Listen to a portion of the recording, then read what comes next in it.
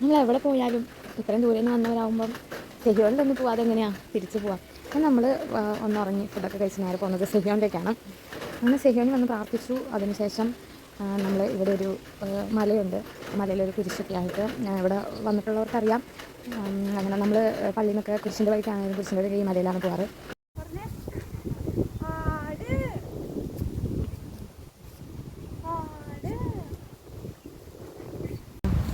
ഇതാണ് പശ.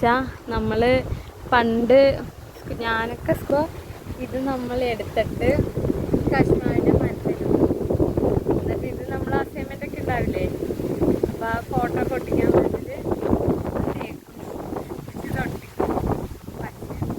ഞങ്ങളൊക്കെ പണ്ടിങ്ങനെ ചെയ്തിട്ടുണ്ട്. ഇങ്ങനെ ഞങ്ങൾ മലയിൽ എത്താറായി. ഇവിടെ നിന്ന് കഴിഞ്ഞാൽ ഞാൻ പഠിച്ച സ്കൂളൊക്കെ കാണാനായിട്ട് പറ്റും.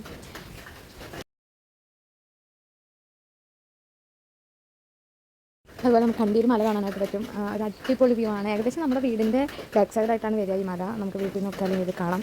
പക്ഷെ നമുക്ക് അങ്ങോട്ട് പോകണമെങ്കിൽ വണ്ടി അങ്ങനെയുള്ള ഇതൊക്കെ ഉള്ളതുകൊണ്ട് നമ്മൾ വണ്ടിയിൽ പോയി വരാൻ പറ്റുന്ന സ്ഥലങ്ങളാണ് നമ്മൾ ഈ ഒരു ഇതിൽ കവർ ചെയ്തിട്ടുള്ളൂ. ഇപ്പം ഞാൻ പറഞ്ഞ കുരിശ് ഇതാണ്. ഇവിടെ ഈ കുരിശ് മാത്രമേ ഉള്ളൂ കേട്ടോ. നമുക്കിവിടെ വരാൻ പ്രാർത്ഥിക്കാം. നമ്മുടെ ഗുഡ് ഫ്രൈഡേയുടെ അന്ന് നമ്മൾ പള്ളിയിൽ നിന്ന് കുരിശിൻ്റെ വഴി ഇവിടെ വെച്ചിട്ടാണ് നമുക്ക് സമാപനാശീർവാദമൊക്കെ. നമുക്ക് പ്രാർത്ഥിക്കാൻ ഇഷ്ടമുള്ളവരാണോ, അല്ലെങ്കിൽ വെറുതെ തനിയിരിക്കണം എന്ന ഒരു പ്രാർത്ഥനയുടെ ആ ഒരു അന്തരീക്ഷം വേണം താനും. നല്ലൊരു സമാധാനം കിട്ടണമെങ്കിൽ ഇവിടെ വന്നിരിക്കുകയാണെങ്കിൽ ഇതെല്ലാം നിങ്ങൾക്ക് കിട്ടും. ഒച്ച ബഹളമൊന്നും ഇല്ലാതെ നിങ്ങൾക്ക് പ്രാർത്ഥിക്കുകയും ചെയ്യാം. ഇനി കുറച്ച് നേരം വെറുതെ ഇരിക്കണമെങ്കിൽ അവിടെ പോയി വെറുതെ ഇരിക്കുകയും ചെയ്യാം. അവിടെ പോയി ചുമ്മാ ഇരിക്കുമ്പോൾ തന്നെ നമുക്ക് എല്ലാവരും വന്ന് പ്രാർത്ഥിച്ച് പോകുന്ന ഒരു സ്ഥലമായതുകൊണ്ട് നമുക്ക് കിട്ടുന്ന ഒരു സന്തോഷം സമാധാനം അത് പറഞ്ഞറിയിക്കാൻ പറ്റുന്നതല്ല. നമ്മൾ ശബ്ദത്തിൽ പ്രാർത്ഥിക്കുന്നതിനെക്കാട്ടും എനിക്കൊക്കെ ഇഷ്ടം പാട്ടൊക്കെ കേട്ട് കുറച്ച് സമാധാനമായിട്ട് അല്ല ഒറ്റയ്ക്കിരുന്ന് അങ്ങനെയൊക്കെ നമ്മൾ കേട്ടാൽ മതിയല്ലോ, നമ്മളെ ഉണ്ടാൽ മതിയല്ലോ.